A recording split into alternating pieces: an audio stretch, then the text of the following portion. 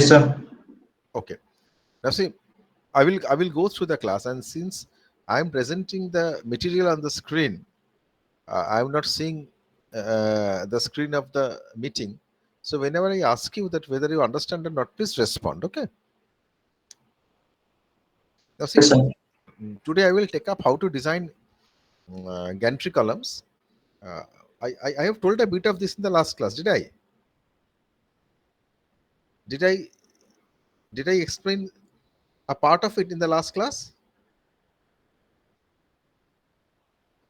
Okay, I'm teaching the entire thing today. And the part which I told you the last day, I will just go through that portion like once again, very fast. And are you recording the class? Are you recording the class? Yes, Amritan is. Please record the class. That will benefit you. Now see, when we design a gantry column, we have to understand the basic arrangement of a gantry column. The gantry column basically is called a stepped column because at the crane level, it has to support a huge load, and that is why we go for a composite section. Means we take two joists side by side and we connect them by these bars, which are called, these inclined members are called lacing members, and these horizontal members are called batten plates. We connect them by batten plates, uh, or lacing members, or by both, and we basically design them uh, as a composite section. We need a very high moment of inertia because the load here is very high. But above the crane level, at the tie level, the truss has to be properly supported, and there the load is not of such high magnitude, and therefore we need not continue both of these legs to that height. So one of the leg may be continued, the other leg may be curtailed, or else what we do is both of the legs are curtailed and another additional member is introduced whose orientation is like this. I will explain why. See, the wind force will come from this direction, from left to right. It will come from, it will strike the outer surface of the factory shed, and therefore the predominant bending of the column will be about this axis, this axis.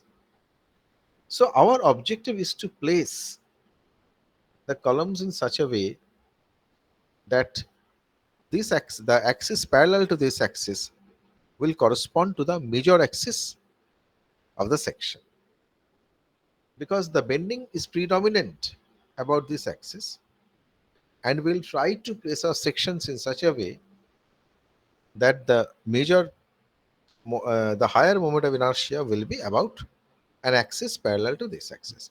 That will basically mean a better utilization of the material. Now, if you look at this particular portion, which is called the roof leg or the roof column, you see in plan you can see this. This is oriented in this direction, and if we take this axis, this is the major axis. And if you come to the crane leg, which basically consists of two members, you can well understand that if you consider the individual sections, then of course this is the axis of higher moment of inertia. But when these two sections work as a composite one, then of course this axis will be the major axis, because you know that the moment of inertia about its own central axis plus AD square, by parallel axis theorem, the moment of inertia gets increased, and therefore if you consider the crane leg, this particular axis will be the axis of higher moment of inertia. Is it clear up to this, my students? Yes. Yes, sir. It is absolutely clear now. Okay, okay. So this is why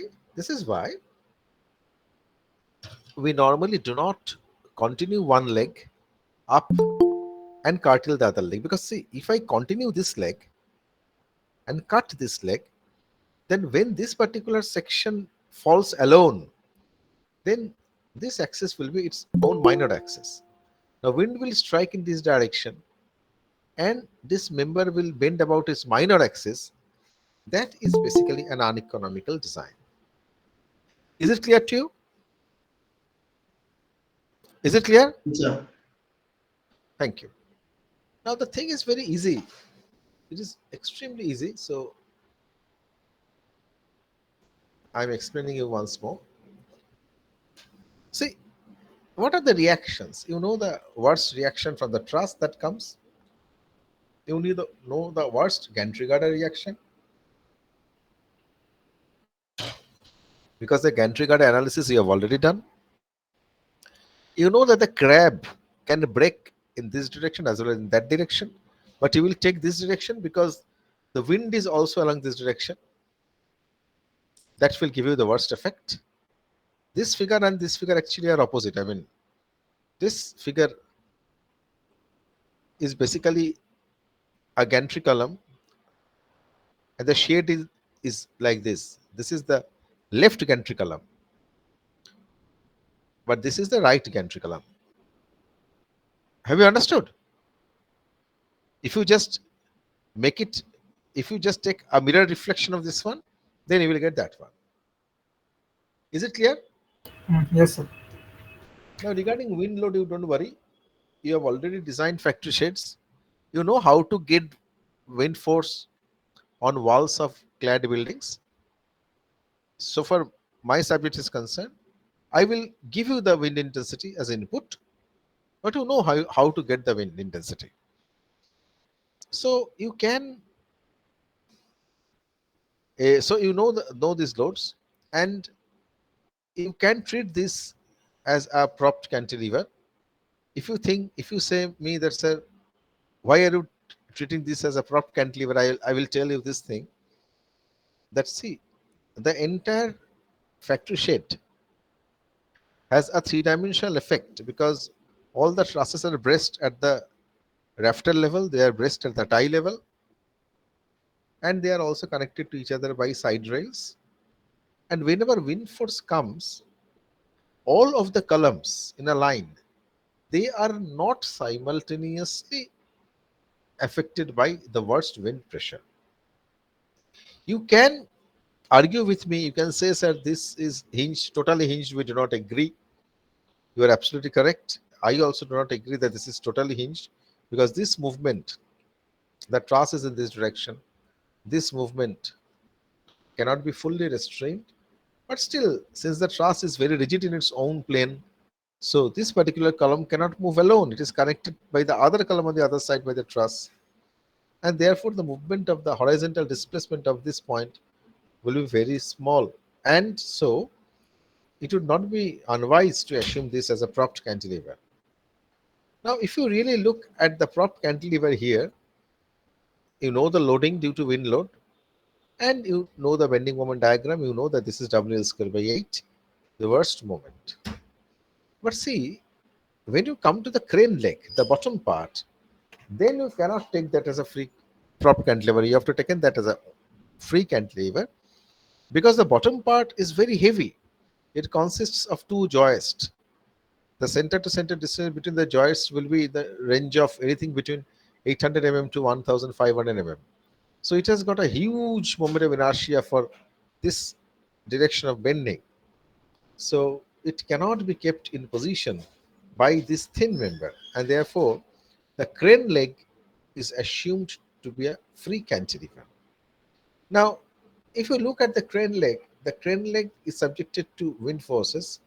It is subjected to a horizontal force due to breaking of the crab, and the load, the Gantry-Gardner reaction is acting at the center of one leg, but the center of gravity of the combined system, that is not coinciding with this load, and therefore Due to eccentricity, you have an additional moment.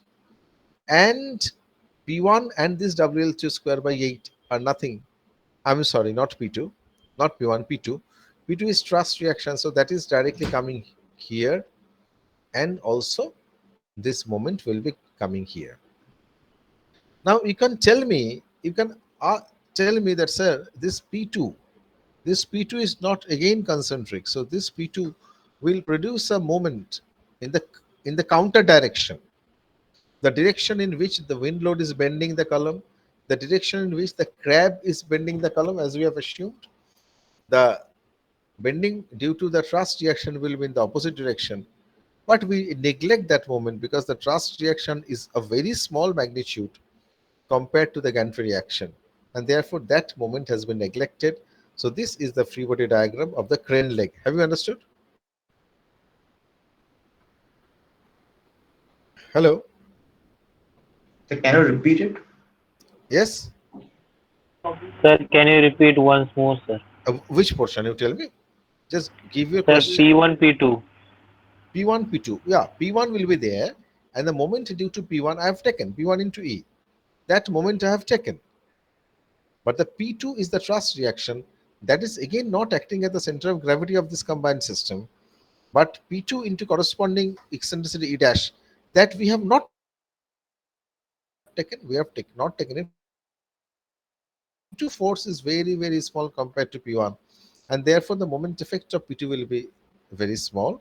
And moreover, the moment which P2 creates about the center line of this composite section is in the opposite direction. Try to understand the wind, the direction in which wind is bending the column, the direction in which the crab is bending the column, they are mutually adding up each other. But the moment due to P2 is in the opposite direction and of very small magnitude. And therefore, if we neglect P2 into that eccentricity, we are always on the conservative side. Is it clear? Yes, sir.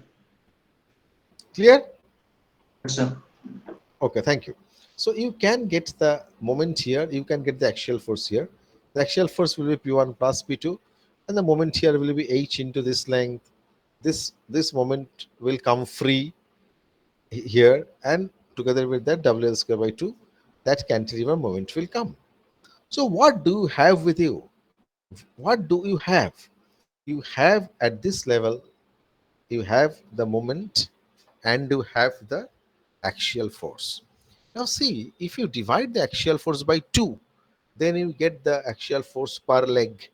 And if you divide the moment by this center to center distance, which is between 800 mm to 1500 mm, for your problem you assume that is 1 meter, 1000 mm, then you will get an upward force and a downward force here in the legs. So if you add up the downward force, that is moment by this lever arm,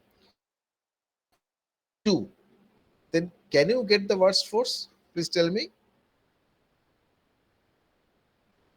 Please tell me, do you have any doubt?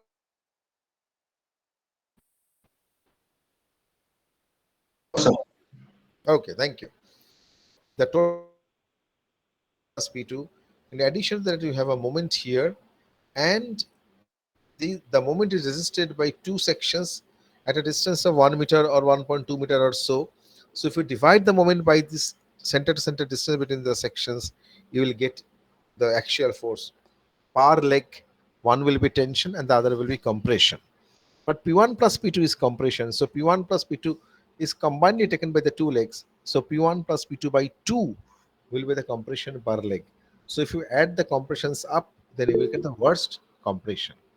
Now, once you get the worst compression, as I taught you during gantry girder section choice, you can divide that worst compression by 100 MPa to get an area, and you pick up the section from your section book to match that area. Is it clear to you? Is it clear to you? Yes, sir. Okay. Now come here. If you come to this leg, you have the axial force here. You divide that by 100 to get an area. You have the moment here. You divide that by 100 to get a section modulus, because moment by a bending stress, permissible bending stress is a section modulus. and you pick up a section which satisfies the area and section modulus both. Is it clear? Yes, sir. Just hold on.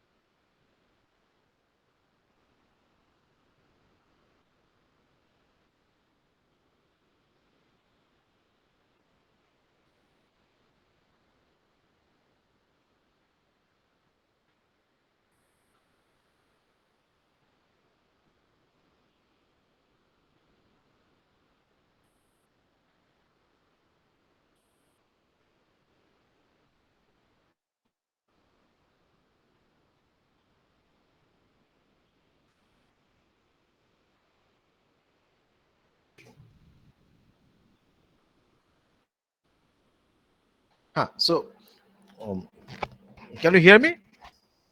Yes, sir. Okay. So you can pick up the sections. You will pick up the roof leg by by picking up a section which satisfied both the area as well as the section modulus, and you will pick up the crane leg by satisfying the area. So once you know these two things, you have to ensure that the two components of the crane leg, they behave as a single unit. You have to ensure that. So what you have to do is you have to connect them either by lacing or by batten, and I will prefer that you go for battens. Okay, because if you go to any railway station, you will see that batten plates are commonly used. Just yeah, right. These are batten plates. Can you see it? Yes, sir. There are two columns, and Yes, sir. you have to give batten plates. Now see, before going into the design of the columns, let us now see how to give batten plates. Don't worry, batten plates, you see, uh, I will share this material with you, so don't worry.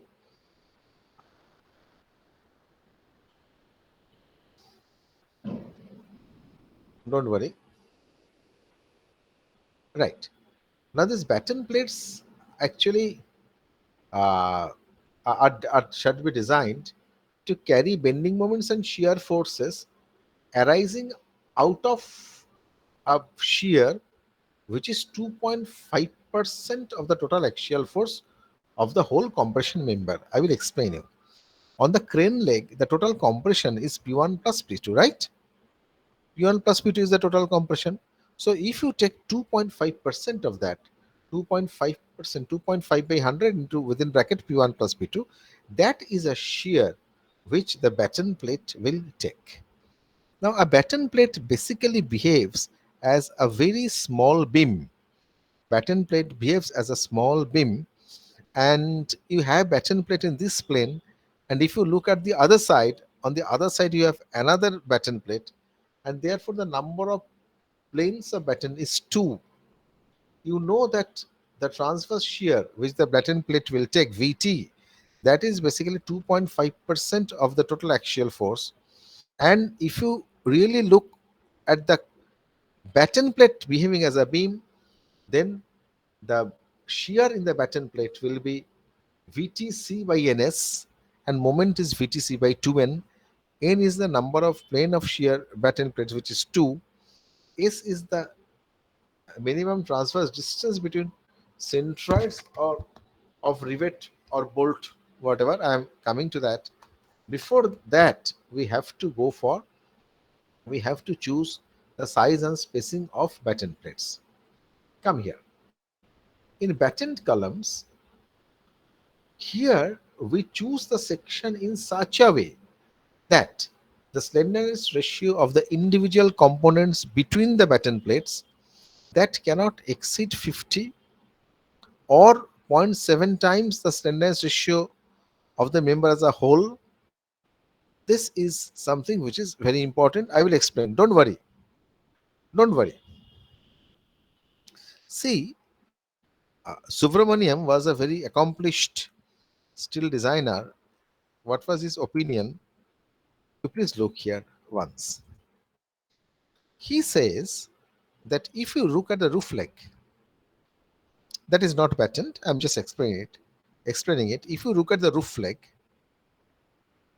then about axis BB, the effective length is 0.85 L, this part.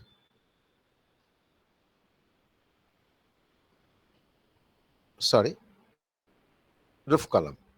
About axis ZZ1, about this one, means when wind strikes, the effective length is 1.5 L1.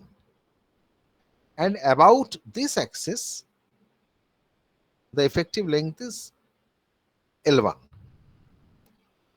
And you know that about ZZ axis, you have the major moment of inertia, and about YY axis, you have the minor moment of inertia. So you can get the standardized ratio about both the axes. Is it clear? Yes, sir. So about ZZ axis, the effective length is 1.5 L1. About YY axis, the effective length is L1. But this has got no correlation with the battens. Now I am coming to the lower roof column, this part. Here we will give battens here. Here they have given lacing, but we will get battens. And L1, L2, etc. L2, L9, L8, L3. What are these? These are the unsupported lengths of the column component. You understand? You have tied the columns, but in between the lacing plates, this is unsupported. Is it clear? Yes, sir.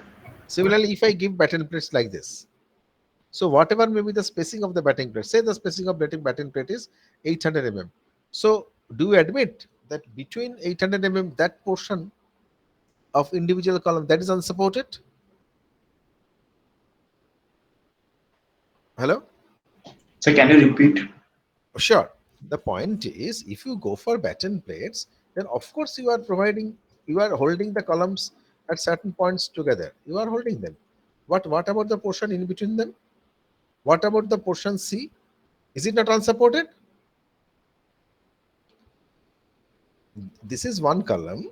This is one column. So you, to make them behave as a composite section, you are connecting them by batten plates on two planes, this plane and the other plane on the other side, at certain distance C. So between the batten plates, the individual components, are they not unsupported? Yes, sir, unsupported. Yes, Got sir. it? Got it? Now they are telling, the code is telling, okay, you you choose the size of the spacing of the batten plate in such a way that the slenderness ratio of the individual component, that means, just look at this one, just look at this one, L by R, this L, which is the spacing, which is unknown because you have not decided the spacing, you are going to decide it, that by R minimum of individual section, that cannot exceed 50. So equate that to 50 and get one value of this spacing, and it cannot exceed 0.7 times the slenderness ratio of the member as a whole. As a whole, if you want to get the slenderness ratio of the this thing, I mean, if you take the entire thing, this entire thing, you know IAA and IBB. Do you know it? The entire thing of the column roof crane leg, you know IAA and IBB. Is it clear? Yes, sir. IBB is nothing but IXX of these two sections, and IAA is IYY of individual section plus area into distance square. Is it clear? Yes, sir. So you know IAA, you know IBB, and you know here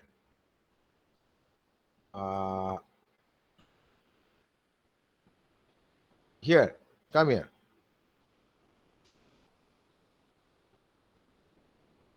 This one, crane column. You know that the effective length is 0.85 L about this axis, and about this axis the effective length is nothing but L. L means C spacing between the batten plates. So that particular slenderness ratio, overall slenderness ratio, you have to understand that which one is the weaker axis of this particular arrangement. Which one is the weaker axis? This is the weaker axis. Do you admit? Yes, sir. Moment of inertia is less. Huh? Moment of inertia is less, so we can access. Moment of inertia is less. Okay. Not only moment of inertia is less, and the length is also more. This is 0.85 L. L matlab this entire one. Please try to understand. About BB axis, the moment of inertia is less and the effective length is more. 0.85 L means this L. And about A axis, the moment of inertia is higher and the effective length is smaller. Means the length of these individual parts. Therefore, you can well understand that BB axis is the weaker axis. Got it? Yes, sir. So you get slenderness ratio about BB axis, and you have to choose the spacing in such a way that the individual slenderness ratio of the member cannot exceed 50, and it cannot exceed the worst of the composite section. থাকলে আমাকে জিজ্ঞাসা করো. Please ask me if you have any confusion here.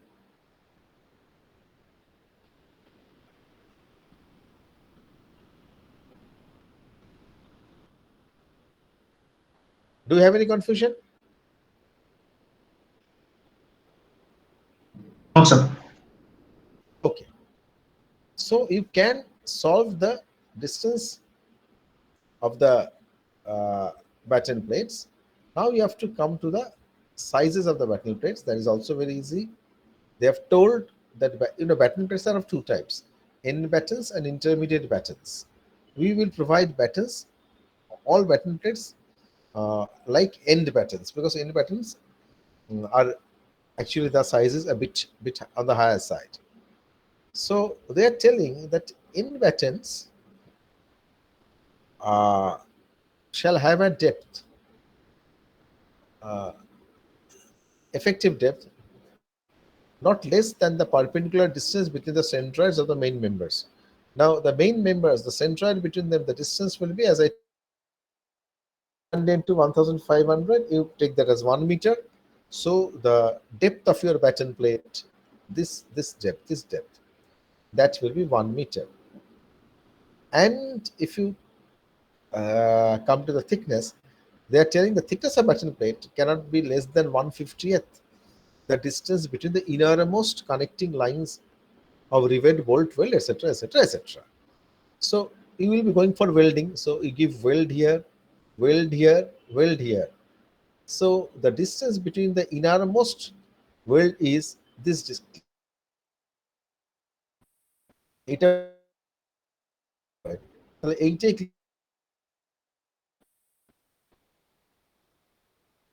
understood? Yes, sir. Take the thickness of the batten plate of this distance, or plates are available at 10 millimeter, 12 millimeter, 16 millimeter, 20, 25, 30, 36, and 40. So তুমি size তোমাকে আমি বলে দিলাম, the depth you know, so you get the arrangement of plate, and you know the spacing between batting plates, and you can come here to get the batten moments and shear in batten plates.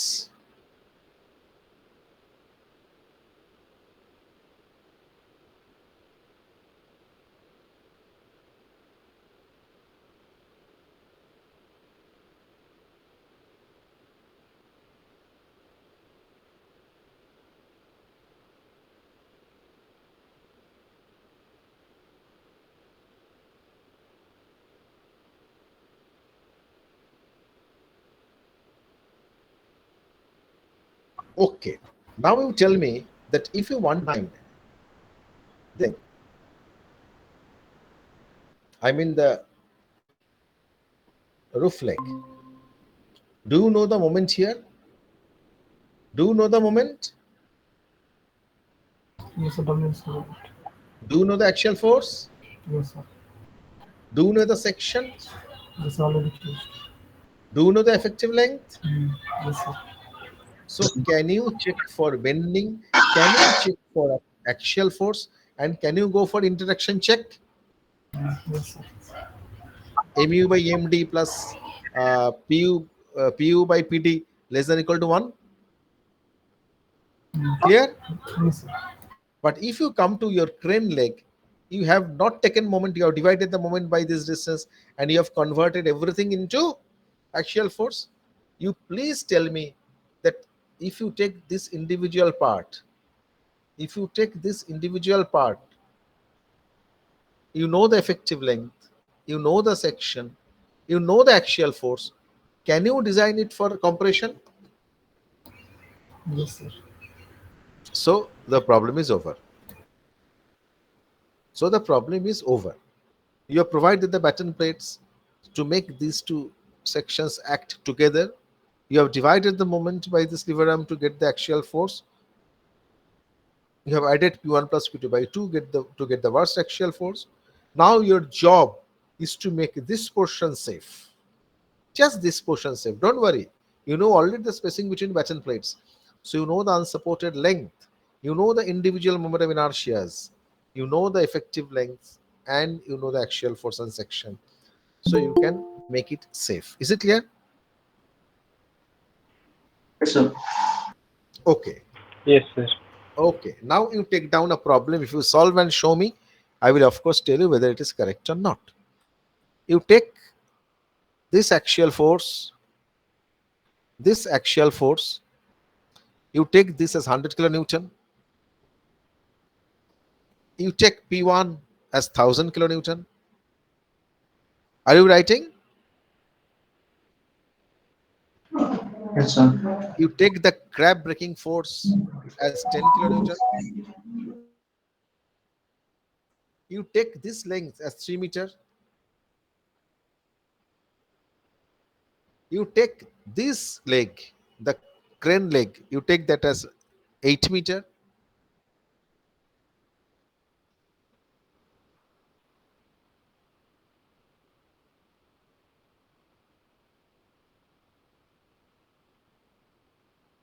as 6 kilonewton per meter. You take the center. Sure, which one? Which one? The crab breaking force, have you taken it?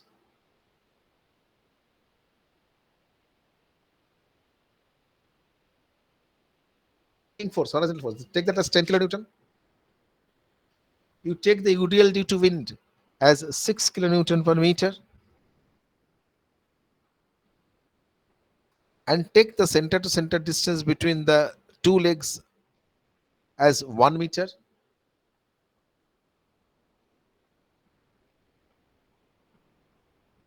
You solve and show me. Please ask me if you have any doubt.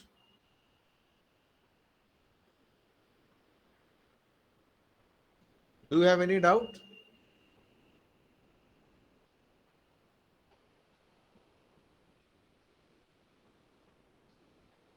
Hello? Yes, sir. কোনো doubt আছে?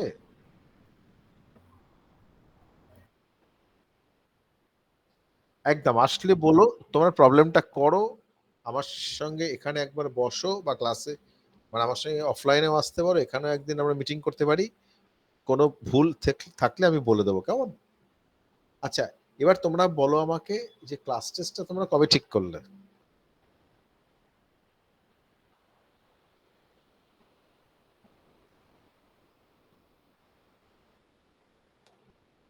Hello? Sir class টেস্টটা আমাদের 12 তারিখে 10 আর 12 major project নিয়ে submission আর PPT আছে, ওটা পরে হলে স্যার বেটার হবে। একটু জোরে বলবে? বলছি আমাদের মেজর প্রজেক্টের 10-12 তারিখে পিপিটি এন্ড সাবমিশন আছে, তো ওটার পরে হলে স্যার বেটার হয়। কিন্তু আমার ডেট দাও, একটা ডেট দাও। ওই কোথায় পার্থ? তো কোনোদিন ক্লাসে থাকে না, আজও নেই না? না স্যার নেই। হোপলেস একটা ছেলে। বলো কবে তোমরা করবে, বলো ক্লাস টেস্টটা বলো কবে। দেখো এইভাবে কিন্তু আমি ব্যাপারটা ওপেন এন্ডেড রাখতে দেবো না, আমাকে একদম পরিষ্কার জানাতে হবে কবে, এবং সেই দিনটা থেকে সরলে চলবে না। কবে দেবে পরিষ্কার করে বলো।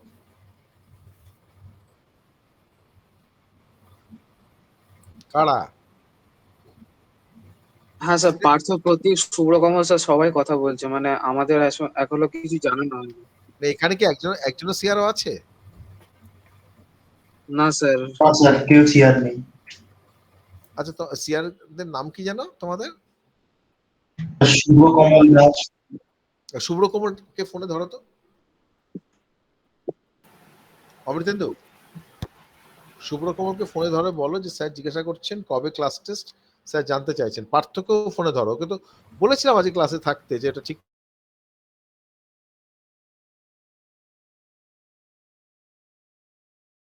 শুভ্র কোমলকে ফোন করো। পার্থ কোন সেকশনের? Sir B section. B1 sir. আর শুভ্র কোমল? ও স্যার A1। ধরো ধরো, ফোনে ধরো এক্ষুনি।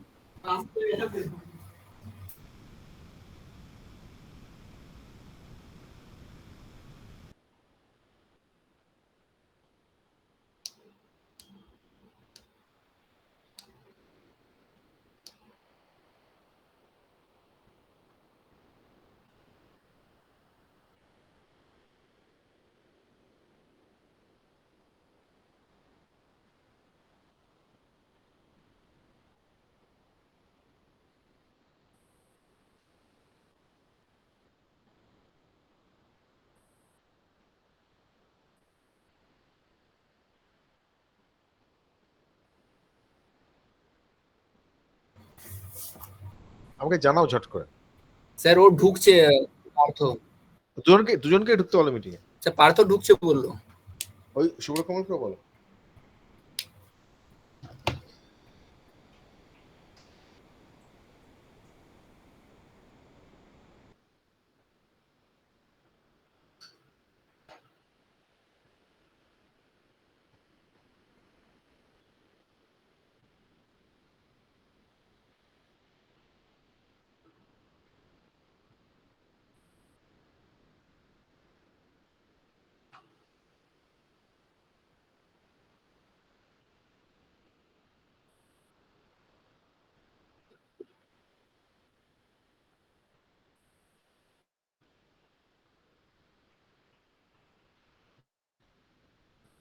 আমি ও শুভ্রকে ফোন করে দেখছি। ওকে বলো মোবাইলে হলেও যারা ঢোকে।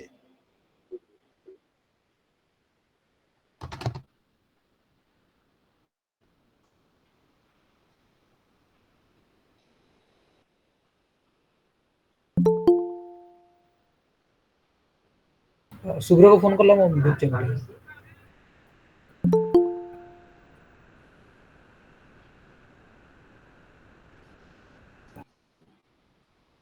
আচ্ছা ঠিক আছে, করো, স্টপ করো। স্যার ওরা জয়েন করেছিল। শুভ্রকমল কোথায়? স্যার ফোন তুলছে না শুভ্র। এইসব মানে ছেলেদের তোমরা সিয়ার ইয়ে করো কেন গো? কোনো দায়িত্ব নেই, কোনো ক্লাসে থাকে না, ফোন